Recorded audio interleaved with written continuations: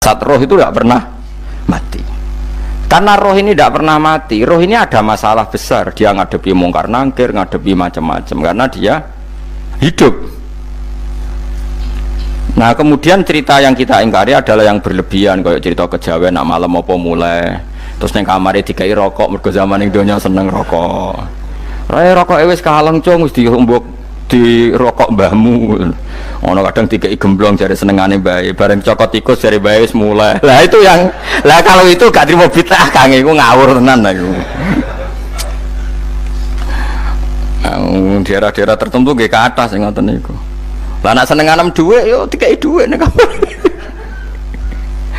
Agar dhuwit ilang jare wis dijuk bae. Lah nek iku mboten enten sanate. Makanya roh itu nggak pernah selesai didiskusikan ulama. Ya terus ketikane para ulama tafsir, ketikane para ulama tafsir niku taruhan pertama lafadz niku hakikat. Hakikat niku yo hakikat. Nah, misalnya urip niku yo ambekan. Urip niku ambekan, mati niku mandek ambekane. Kita takoki misalnya tarife mati kuwi. Ora urip apa ora ambekan? Mboten jawab lho, ora sampean tak latih ilmu mantek. Sing darani mati niku cara ilmu mantek apa didul hayat, angger gak urip ya mati. Terus alamate mati ku. Nek cara medis iku misale napa jantunge berhenti utawi detak napa jantung utawi napa niku berhenti.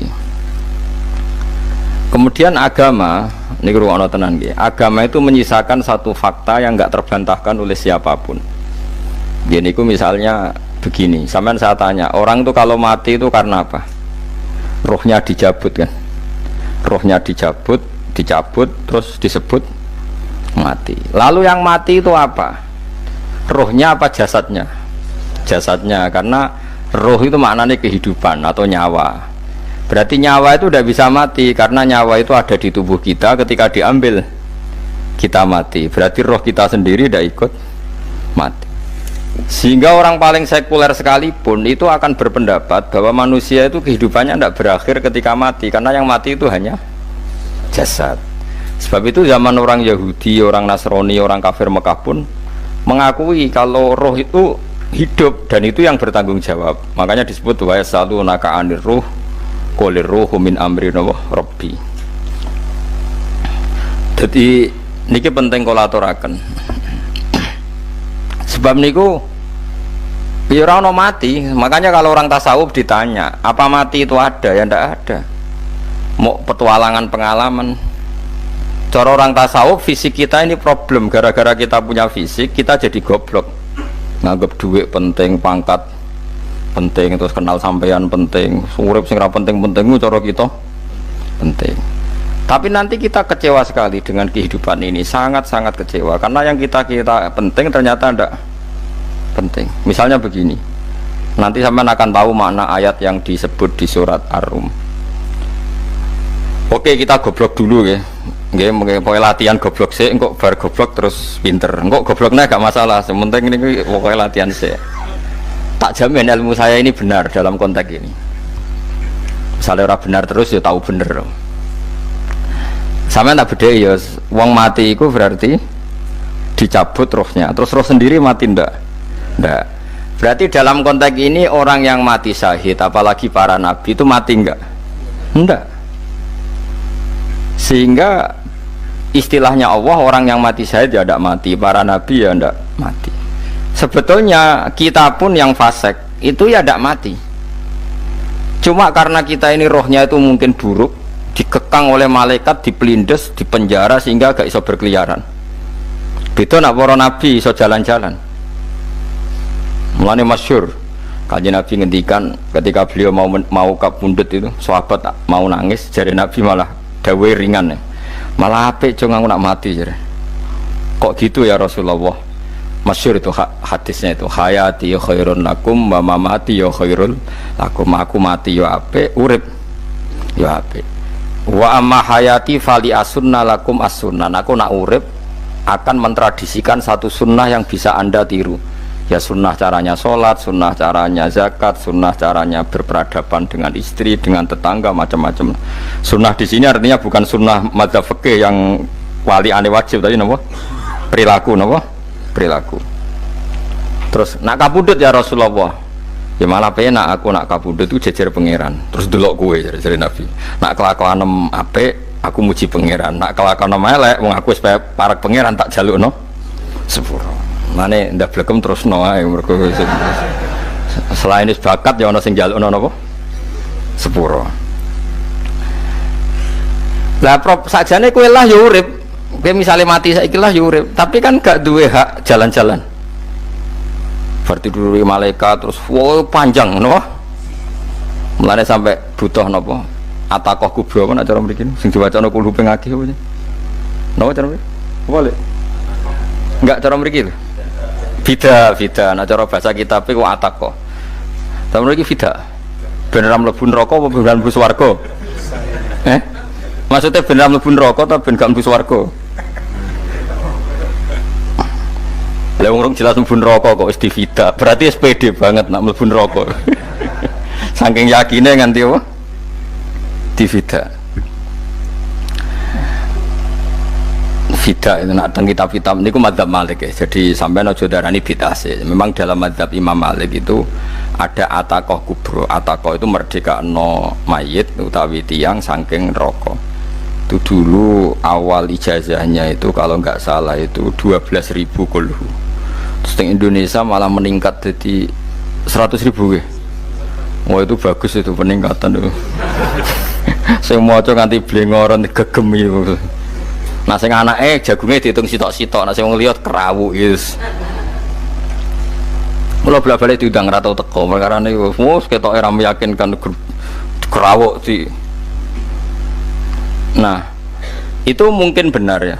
Artinya mungkin benar itu kalau roh itu tidak meninggal, berarti ya masih menerima doa kita, masih ada muasalah sambung dengan kita. Sehingga itu yang diceritakan Rasulullah SAW ketika Mi'raj. Rasulullah ketika Mi'raj itu di semua hadis sahih, seolah lagi di semua hadis sahih Nabi itu ketemu para nabi ndak? Ketemu. Karena bagi Allah nggak masalah. Ya masih punya sentimen. Ya layaknya orang hidup. Ya ono sentimen berhubung Nabi saudarane hasud. Ya duwe sentimen. Nabi Muhammad itu ketemu Nabi Idris, ketemu Nabi Adam, terus ketemu Nabi Musa, Nabi Isa, terus macam-macam. Nah, saya ketemu Nabi Nuh dalam semua sejarah. Mergo jare beda madhab jare tadi. Jare ulama ya lucu ngomong Nabi Muhammad kenapa ora ketemu Nabi Nuh jare beda madhab jare tadi. Enggak perlu. Karena Nabi Nuh iku madhabe nek ana wong fasik didongakno mati celaka mencit. Nah Nabi Muhammad ana fasik didongakno disepuh sepuro. Berhubung beda madzhab maslahate ora ketemu jare ulama tapi. Maksudnya nebak-nebak ora kok iku dawuhe Kanjeng Nabi napa? Yang karuan dawuhe Nabi itu begini, sampean tak ceritani. Ketika Nabi Muhammad ketemu Nabi Musa, Nabi Ibrahim, terus sing mujma'ala ya Musa, Ibrahim, Idris, Isa, Adam. Niku nggih ada sentimen.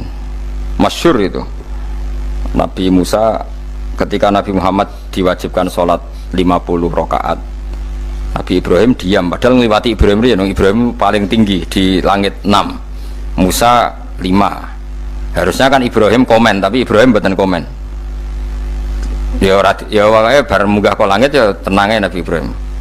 Kandhani sonopo wajibno salat 50 ya Nabi Ibrahim ya mantuk-mantuk. Ya cara Nabi Ibrahim pangeran ngutus wis dipikir dadi ora perlu dikomen.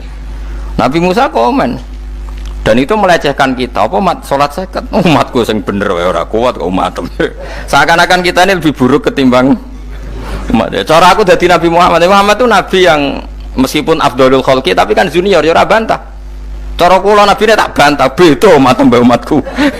Tapi Nabi Muhammad tuh gak seneng debat tuh karena punya akhlak ya. Cara nabi ne kuwe ngawur umatku coba padakno. Nabi Musa jelas ngendikan umatku ora kuat apa meneh umat seakan-akan kan karena umat dia agak kuat selainnya pasti lebih enggak kuat padahal tidak juga. Mulane kula seneng kados saya Itali di Zainal Abidin salat sedina 1000 rakaat. Berarti ben Nabi Musa ketok kelirune jare sapa 50 rakaat ra kuat. Aku di umat Ali Zainal Abidin sedina 1000 rakaat. Kalau gini nate sholat sedina 300 rakaat, pisanlah tahu. Paling kan ketemu Nabi Musa kalau nate. Tapi ya mau tahu tok, jokon terus. Lo itu kiang-kiang kuno nak Ramadan cek kuat lo ya. Terawih kan wis piro? 3 ya. Iku nak sing waras bengi cek tahajud piro? Enggak 3 tahajud standar piro to?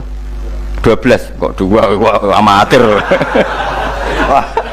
Kowe wis gak murahan tenan Kang. Tahajud itu standar piro to?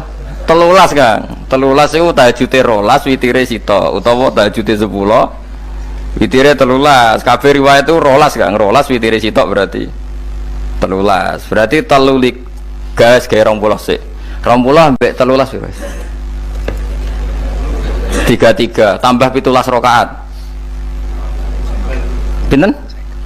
Mun 50 kan salat 5 waktu kan 17 rakaat. Engko ana sing rodok kiai kan qobliyah ba'diyah.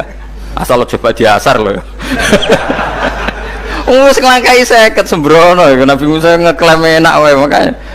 Tapi Nabi Muhammad nabi yang baik, dene ora buatan kok terus gak terima guys meneng ae napa. Itu namanya sentimen. Ya boleh Nabi sentimen boleh, Nabi juga manusia boleh punya sentimen. Akhirnya dituruti nganti 5 waktu ya, berarti kanton pinten 17 rakaat. Nah yang ada sentimen tuh begini, lalu Nabi Musa ku nangis. Nabi Muhammad semedon bisa nangis. Aku ya pangeran mayubki kaya Musa sing nangis. Kowe nangis nok kowe apa? Ya Allah, saya itu tidak mengira ada hambamu yang setelah saya yang bisa naik kelas di atas saya. Dia tidak terima kelasnya dilewati.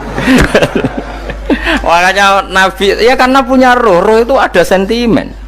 Orang kaya kowe ana wali kutub ya ben kono wali-wali dhewe penting aku oleh ngerokok oleh. Kita kan tidak punya sentimen. Itu tidak baik dalam kehidupan orang kok tidak punya sentimen.